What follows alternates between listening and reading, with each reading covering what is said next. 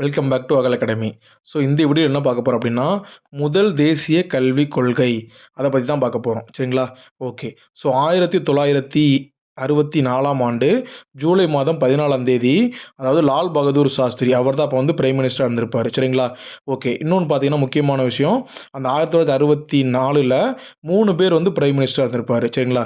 So first யாருன்னா ஜவஹர்லால் நேரு இருந்திருப்பார். அவர் இறந்ததுக்கப்புறம் தற்காலிக பிரதமர் யார் வராருன்னா குல்சாரிலால் நந்தா வராரு. சரிங்களா? அதுக்கடுத்து நிரந்தர பிரதமர் யார் வந்துடுறாங்கன்னா லால் பகதூர் சாஸ்திரி வந்துடுறாரு. சரிங்களா? இந்த லால் பகதூர் சாஸ்திரி பீரியடில் தான் நம்ம இந்தியன் கவர்மெண்ட்டால் என்ன பண்ணுறாங்கன்னா, டிஎஸ் கோத்தாரி, அதாவது முன்னாள் யூஜிசியினுடைய தலைவர், அவருடைய தலைமையில் கோத்தாரி கமிஷன் சொல்லி ஒன்று ஃபார்ம் பண்ணுறாங்க.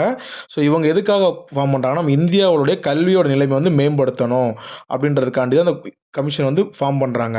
ஸோ இந்த கமிஷன் என்ன பண்ணால் 2 வருஷம் ஆராய்ச்சி பண்ணிவிட்டு, ஸோ 1966ல் தன்னுடைய ரிப்போர்ட்டை வந்து சப்மிட் பண்ணுறாங்க. சரிங்களா? எப்போனா லால் பகதூர் சாஸ்திரி பீரியடில். சரிங்களா? அதுக்கடுத்து லால் பகதூர் சாஸ்திரி இறந்துருவார். இறந்ததுக்கப்புறம் யார் இருப்பார்னா குல்சாரிலால் நந்தா தான் என்ன பண்ணியிருப்பார், பிரைம் மினிஸ்டராக இருந்திருப்பார். சரிங்களா? ஓகே. ஆனால் இது எப்போ அக்செப்ட் ஆகி முதல் தேசிய கல்விக் கொள்கை வருதுன்னா, 1968ஆம் ஆண்டு இந்திரா காந்தியினுடைய பீரியடில் தான் வந்து, அதாவது இந்திரா காந்தி வந்து பிரைம் மினிஸ்டராக இருப்பாங்க. அப்போ தான் என்ன பண்ணுறாங்கன்னா முதல் தேசிய கல்விக் கொள்கையை ஏற்றுறாங்க. சரிங்களா? அப்போ கொஸ்டின்ஸ் கேட்கலாம்.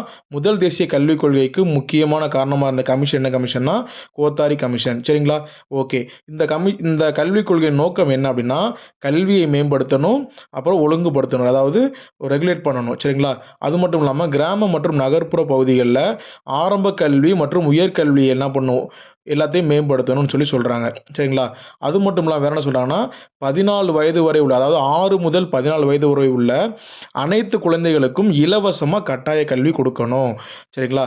அப்புறம் பார்த்தீங்கன்னா, ஆசிரியர்களுடைய நிலை மற்றும் பயிற்சியை வந்து மேம்படுத்தணும். அப்படி மேம்படுத்துறதுனால அந்த குழந்தைகளோட கல்வி இன்னும் மேம்படும்னு சொல்கிறாங்க.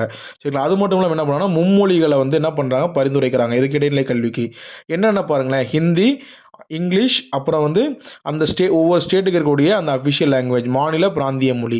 சரிங்களா? ஃபைனல் என்ன பண்ணியிருக்காங்கன்னா, கல்விக்கான செலவினத்தை வந்து மொத்த தேசிய வருவாயில் 6% உயர்த்தணும் அப்படின்னு சொல்லிட்டு முடிவு பண்ணியிருக்காங்க. சரிங்களா? ஓகே. இதுதான் என்னது முதல் தேசிய கல்விக் கொள்கை. ஸோ எப்படி வந்ததுன்னு சொல்லி பார்த்தாச்சு. ஸோ இதே மாதிரி நம்மளுடைய அடுத்தடுத்த வீடியோஸ் வந்துகிட்டே இருக்கும். ஸோ நீங்கள் என்ன பண்ணி மறக்காமல் நம்மளுடைய சேனலை சப்ஸ்கிரைப் பண்ணி வச்சுங்க. மறக்காமல் பெல் பட்டனை கிளிக் பண்ணி வச்சுங்க. Thank you guys.